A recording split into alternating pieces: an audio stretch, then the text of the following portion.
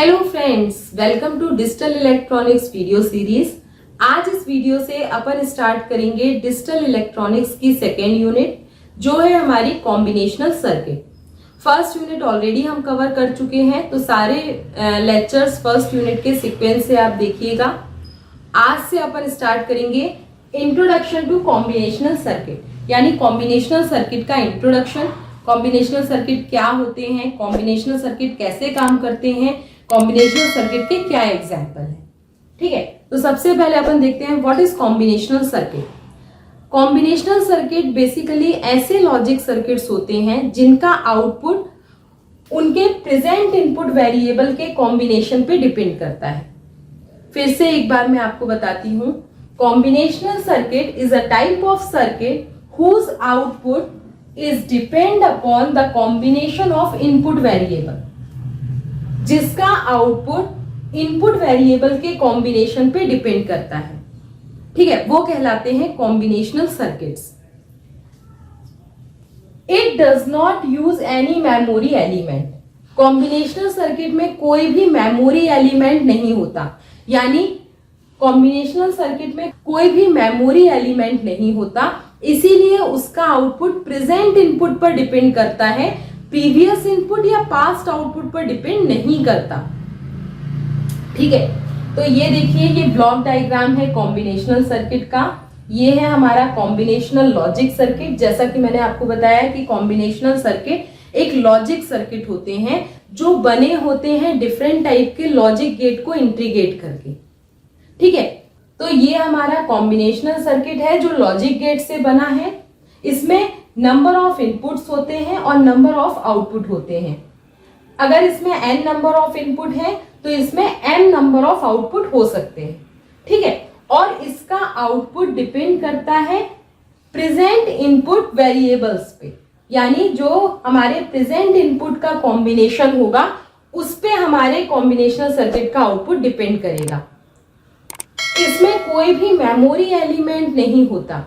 Memory element ना होने के कारण कॉम्बिनेशनल सर्किट का आउटपुट प्रीवियस इनपुट या पास्ट आउटपुट पर डिपेंड नहीं करता, केवल इसका आउटपुट डिपेंड करता है प्रेजेंट इनपुट कॉम्बिनेशन पे। ठीक है, बहुत ही सिंपल टाइप के सर्किट है, जो भी आप इनपुट दोगे उसके कॉम्बिनेशन पे इसका आउटपुट डिपेंड करेगा। ना प्रीवियस इनपुट से कोई मतलब है, ना पास्ट आउटपुट से कोई मतलब है। ठीक है, यही यहाँ पे लिखा है, combinational circuit is a type of circuit whose output is depend upon the combination of the input variable. दूसरा पॉइंट लिखा है, it does not use any memory element. ये किसी भी प्रकार के मेमोरी एलिमेंट का यूज नहीं करते, यानी इसमें कोई भी फीडबैक पाथ नहीं होगा और ना ही इसके आउटपुट प्रीवियस इनपुट और पास्ट आउटपुट पर डिपेंड करेंगे। Next, it have n number of input and m number of output। इसमें n number of input हो सकते हैं और m number of output हो सकते हैं। अब डिफरेंट टाइप के कॉम्बिनेशनल सर्किट अवेलेबल हैं। पहला है आपका एडर एंड सब्ट्रैक्टर। एडर क्या फंक्शन परफॉर्म करता है, जैसा कि उसका नाम सजेस्ट कर रहा है, अगर हमें 2 बिट को या 3 बिट नंबर को ऐड करना है तो हम एडर का यूज करते हैं। अगर हमें 2 या 3 बिट नंबर को सब्ट्रैक्ट करना है तो हम सब्ट्रैक्टर का यूज करते हैं।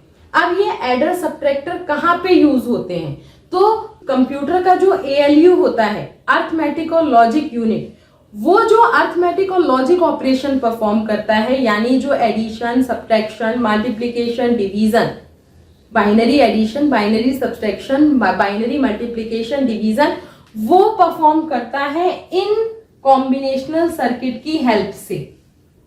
तो वहां पे हमारे ये एडर सब्ट्रैक्टर यूज होते हैं कंप्यूटर के CPU में। ठीक है, तो बाइनरी एडिशन के लिए, बाइनरी सब्ट्रैक्शन के लिए हम कॉम्बिनेशनल एडर का और सब्ट्रैक्टर का यूज करते हैं। नेक्स्ट है हमारे डिकोडर।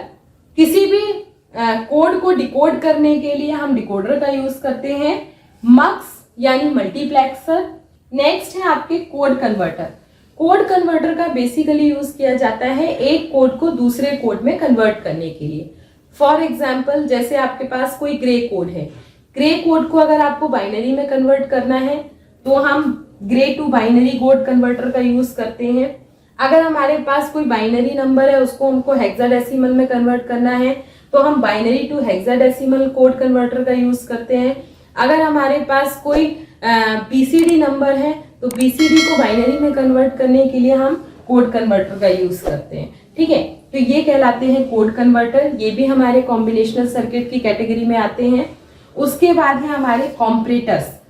कंपैरेटर का यूज किया जाता है दो इनपुट वेरिएबल को या दो इनपुट को कंपेयर करने के लिए। ठीक है, अगर हमारे पास दो या दो से ज्यादा इनपुट है उनको आपस में कंपेयर करना है तो हम कंपैरेटर का यूज करेंगे। ये भी हमारे कॉम्बिनेशनल सर्किट है। नेक्स्ट है आपका रोम। रोम हमारा मेमोरी एलिमेंट है, रीड ओनली मेमोरी। नेक्स्ट है पीएलए, प्रोग्रामेबल लॉजिक एरे। ये भी हमारे कॉम्बिनेशनल सर्किट है। उसके बाद है पीएएल। तो ये सारे हमारे क्या हैं, डिफरेंट टाइप के एग्जाम्पल हैं कॉम्बिनेशनल सर्किट के। ठीक है, ये सारे कॉम्बिनेशनल सर्किट का बेसिकली हम यूज करते हैं कंप्यूटर्स में या हमारे जो भी डिजिटल सर्किट्स हैं उनकी डिजाइनिंग के लिए। तो ये बेसिक इंट्रोडक्शन था कॉम्बिनेशनल सर्किट का। एक बार मैं आपको फिर से ब्रीफ कर देती हूँ, what is combinational circuit. Combinational circuit क्या कहलाते हैं। कॉम्बिनेशनल सर्किट बेसिकली एक लॉजिक सर्किट होते हैं जिनका आउटपुट डिपेंड करता है कॉम्बिनेशन ऑफ इनपुट वेरिएबल पे। ठीक है, जो भी हमारे पास इनपुट वेरिएबल प्रेजेंट है उनके कॉम्बिनेशन पे हमारे कॉम्बिनेशनल सर्किट का आउटपुट डिपेंड करता है।